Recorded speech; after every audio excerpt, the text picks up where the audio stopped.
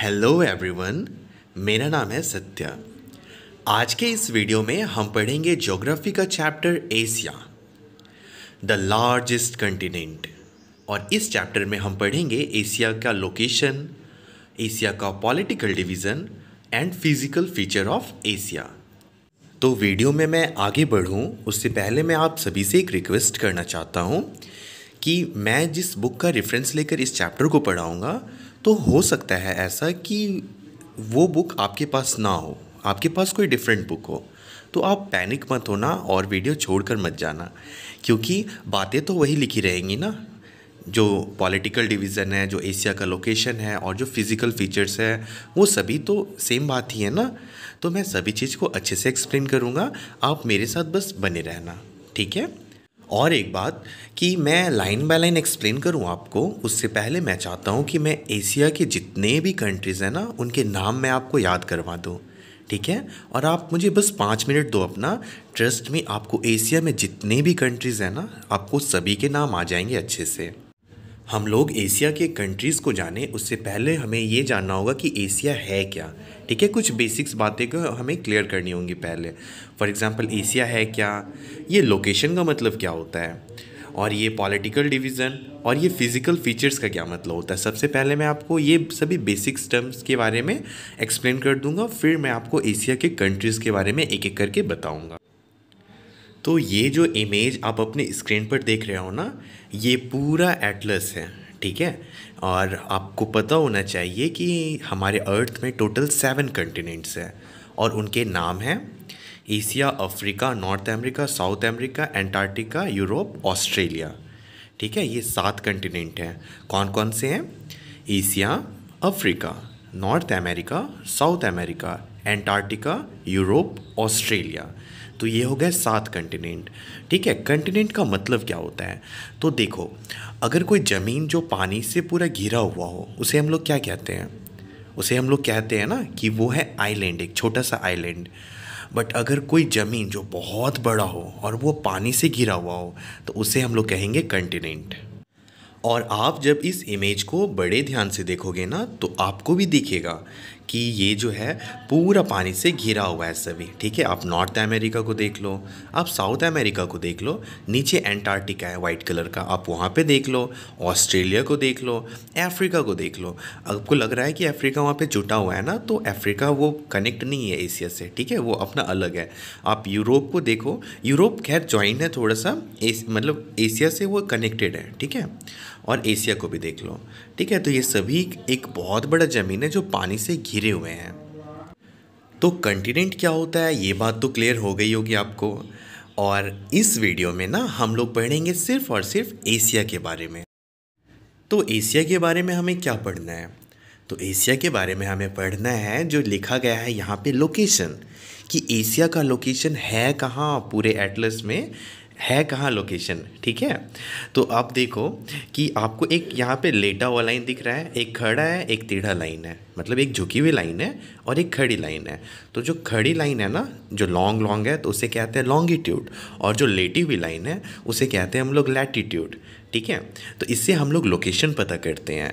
तो जब हम आपको लाइन बाय लाइन पढ़ाएंगे ना बुक से, तो आपको बहुत अच्छे से समझ आ जाएंगी एशिया का लोकेशन कहाँ है।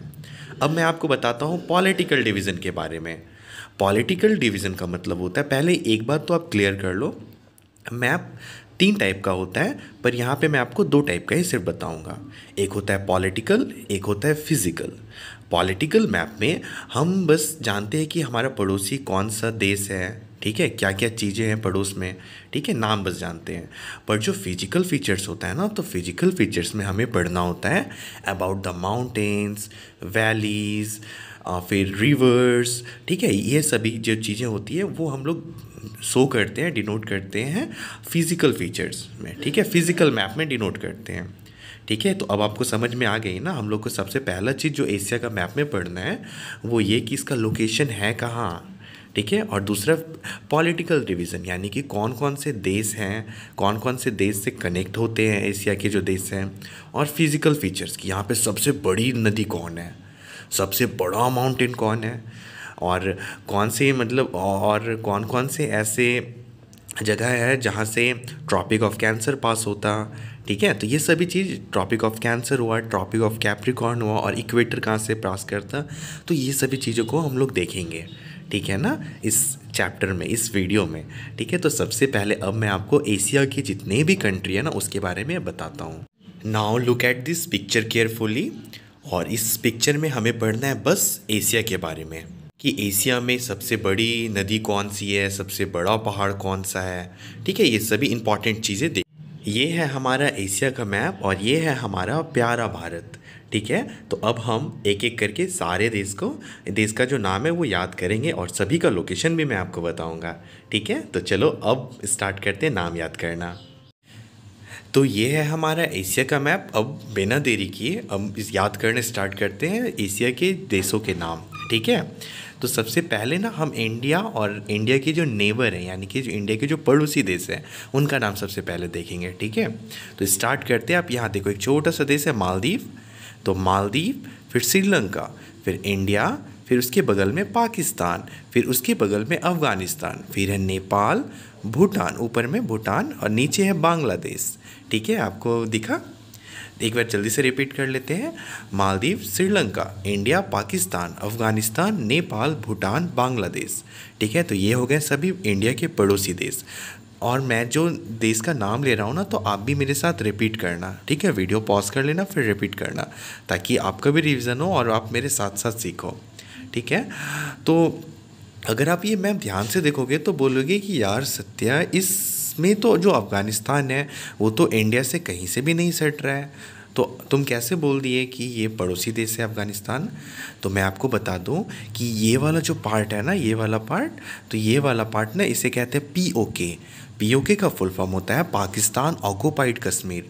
तो इस एरिया को ना, ये ऊपर वाले एरिया को पाकिस्तान ने कब्जा कर लिया था। ठीक है, और इनफैक्ट आज भी कब्जा किया हुआ है। तो ये अगर ये, और हम लोग मानते हैं कि ये हमारा पार्ट है और ये हमारा पार्ट है। ठीक है, ये मैप थोड़ा सा रॉन्ग दिया गया है, बट POK जो है वो हमारा पार्ट है। ठीक है, तो अगर हम POK को लेंगे ना तो यहाँ हम कनेक्ट कर जाएंगे सीधा अफ़गानिस्तान से। ठीक है, तो आप समझ गए कि अफ़गानिस्तान हम लोग का पड़ोसी देश कैसे हुआ। और एक चीज़ और मैं आपको बता दूँ कि देखो, यहाँ पे इस साइड तो हो गया, यहाँ पे हो गया POK। ठीक है, पाकिस्तान ऑक्युपाइड कश्मीर। बट इस साइड देखोगे ना, तो इस साइड भी चाइना ने ना भारत के कुछ पार्ट को कब्जा कर लिया है, जिसे कहते हैं LAC। LAC का फुल फॉर्म होता है लाइन ऑफ एक्चुअल कंट्रोल। ठीक है, ये पार्ट देखो यहाँ पे लिखा हुआ है ना, लाइन ऑफ एक्चुअल कंट्रोल। तो ये पार्ट, कुछ पार्ट में ना चाइना जो है वो इंडिया में घुस गए थे, और इधर है POK। ठीक है, तो अगर और हम लोग का ना POK है, तो उस नज़रिए से जब देखेंगे ना तो अफ़गानिस्तान हमारा पड़ोसी देश होता है। ठीक है, तो एक बार सभी देशों के नाम जो मैंने अभी पढ़े वो मेरे साथ साथ रिपीट करो। मालदीव, श्रीलंका, इंडिया, पाकिस्तान, अफ़गानिस्तान, नेपाल, भूटान, बांग्लादेश। ठीक है, ये हो गया। आपको इंडिया और उनके पड़ोसी देश समझ आ गए ना, कौन कौन से हैं, मतलब ये इतने पड़ोसी देश। ठीक है, अब हम देखेंगे आगे। तो अब जो है ये भी इंडिया का पड़ोसी देश है और इसका नाम है बर्मा, और इसको अभी मॉडर्न डे नाम म्यांमार है। ठीक है, म्यांमार। ठीक है, फिर यहाँ पे थाईलैंड, लाओस, कंबोडिया। तो यहाँ पे बर्मा, यानी कि बर्मा पुराना नाम है। ठीक है, और नया नाम इसका म्यांमार है। तो Myanmar, Thailand, Laos, Cambodia, Vietnam. ठीक है, तो यहाँ पे कितने देश हो गए? 1 2 3 4 5 देश यहाँ पे हो गए। ठीक है, कौन कौन से? म्यांमार, थाईलैंड, लाओस, कंबोडिया और वियतनाम। फिर से रिपीट कर लेते हैं। Myanmar, Thailand, Laos, Cambodia, Vietnam. ठीक है, ये हो गए क्लियर आपके।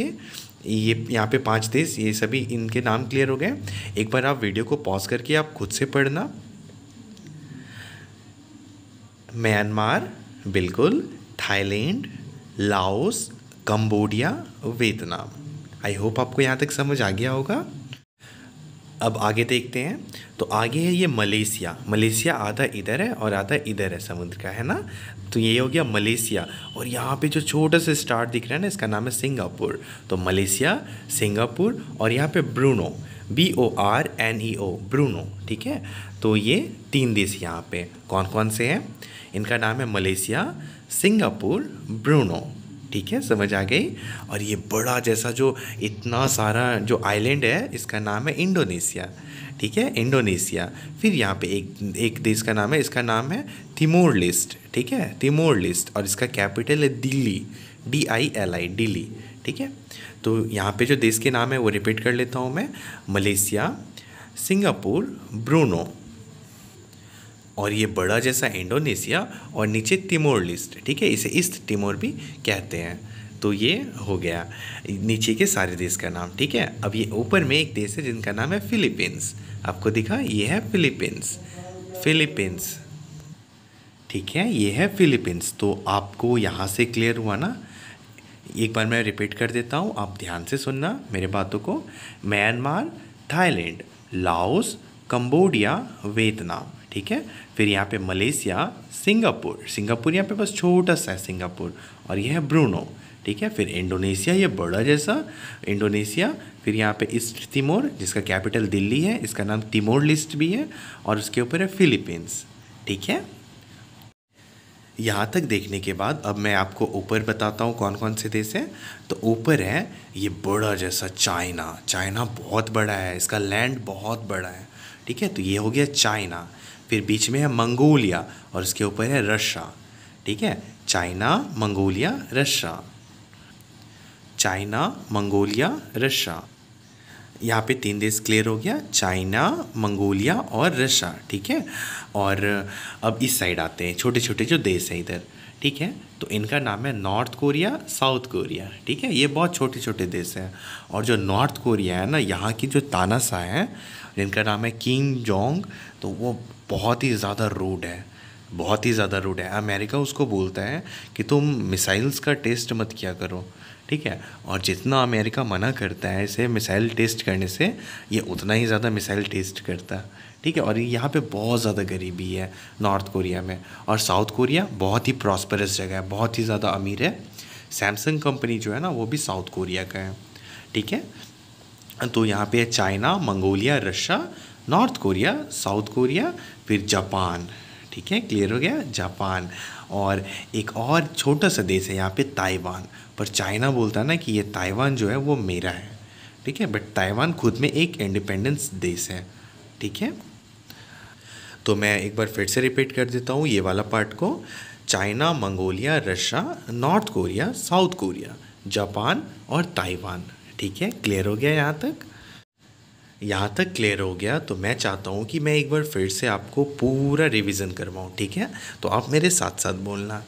मालदीव, श्रीलंका, इंडिया, पाकिस्तान, अफ़गानिस्तान, नेपाल, भूटान, बांग्लादेश। ठीक है, हो गया यहाँ तक।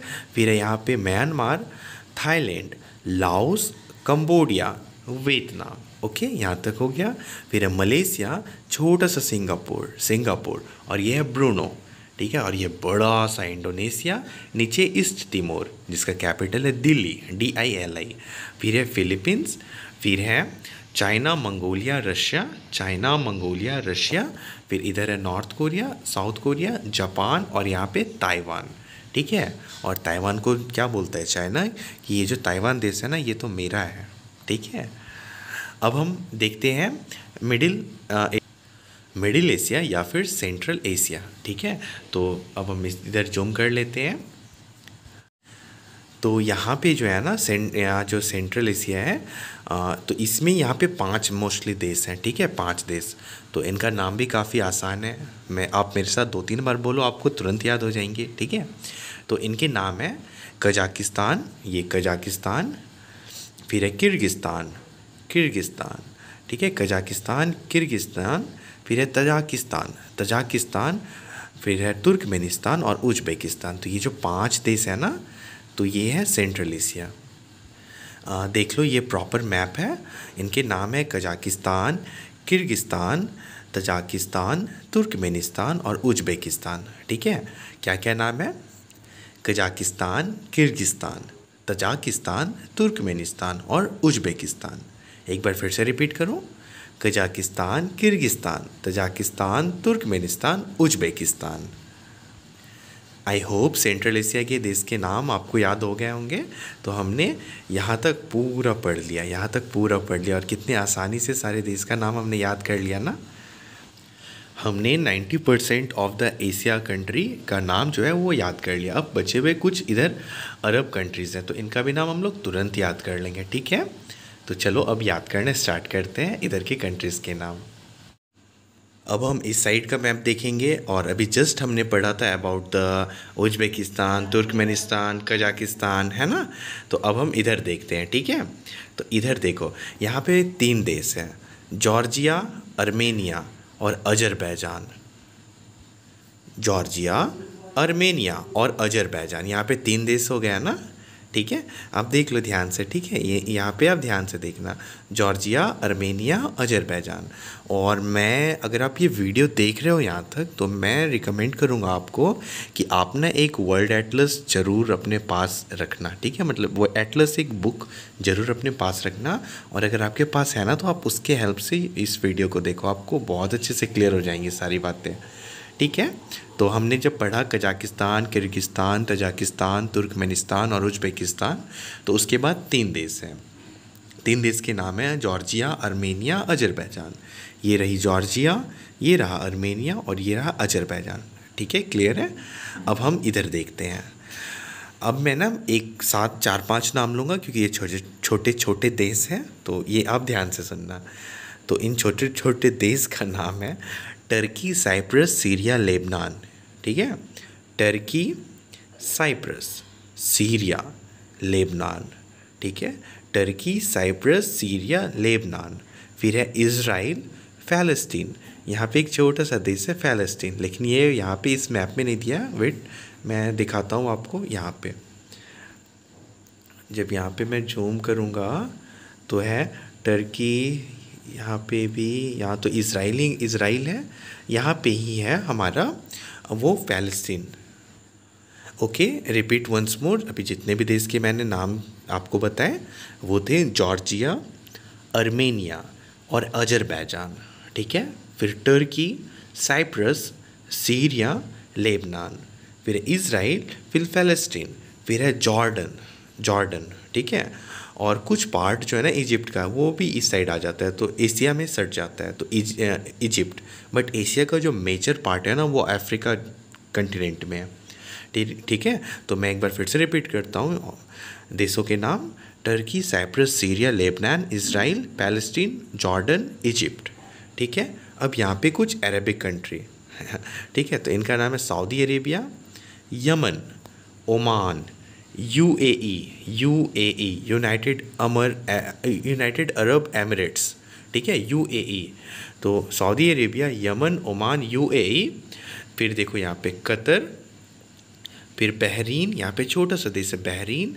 फिर है इराक, ये बड़ा सा देश, और ईरान, ठीक है। तो एक बार मैं इन जो इस्लामिक कंट्रीज़ हैं उनका नाम मैं एक साथ ही ले लेता हूँ, और इन देशों के नाम है Saudi Arabia, Yemen, Oman, UAE का मतलब यूनाइटेड अरब एमिरेट्स। तो Saudi Arabia, Yemen, Oman, UAE, Qatar, Bahrain, Kuwait, Iraq, Iran, ठीक है। तो Saudi Arabia, Yemen, Oman, UAE, फिर है कतर, बहरीन, इराक, ईरान, ठीक है, क्लियर हो गया।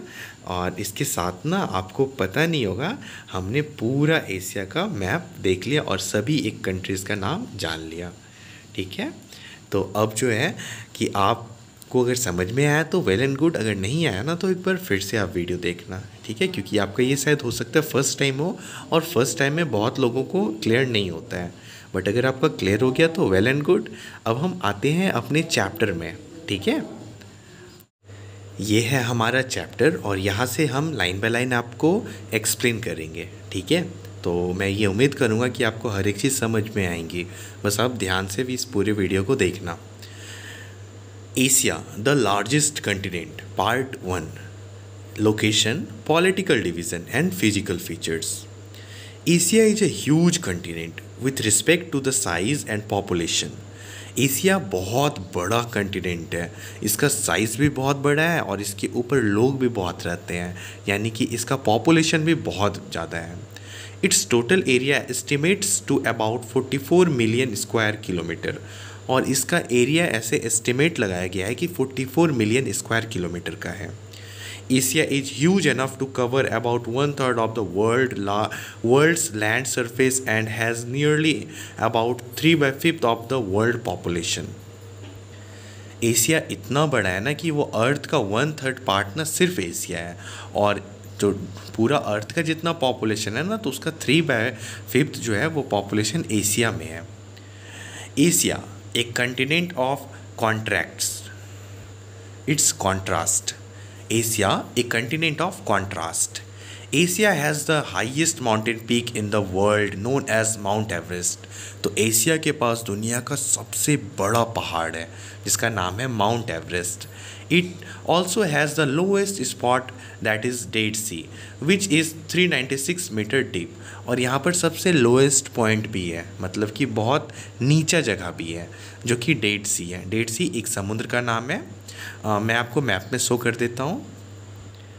देखो, मैंने आपको बताया था ना इज़राइल के बारे में, इज़राइल, जॉर्डन, फिर इजिप्ट था।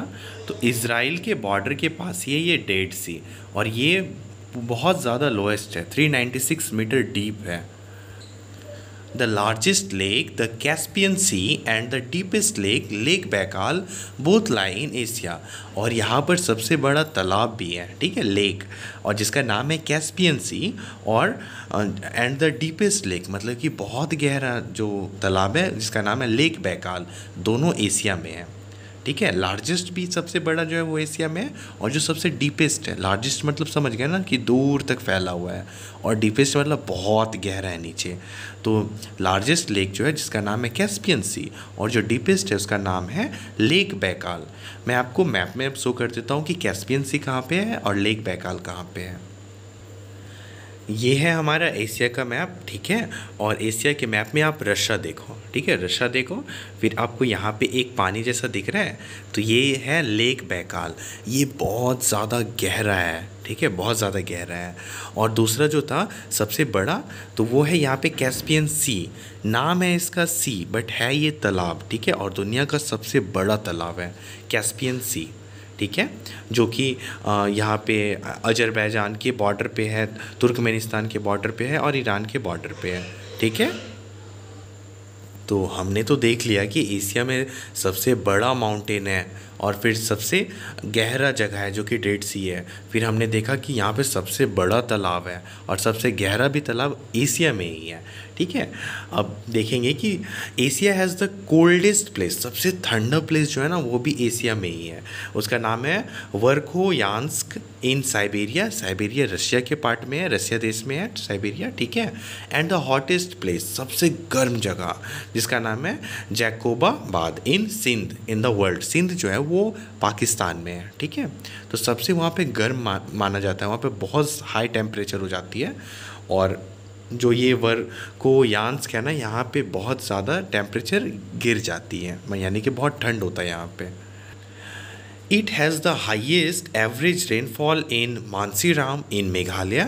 यहाँ पर एशिया में ही एक जगह है जो सबसे ज़्यादा जहाँ बारिश होती है पूरी दुनिया में, और वो है मानसीराम, जो कि मेघालय में है, ठीक है, जो कि इंडिया में है Meghalaya.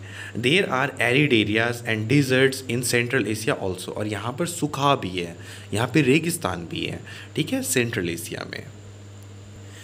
There are fertile deltas, यानी कि यहाँ पे बहुत उपजाऊ ज़मीन है, and river valley like the Ganga Brahmaputra delta, और यहाँ पर रिवर वैली भी है जैसे कि गंगा ब्रह्मपुत्र डेल्टा।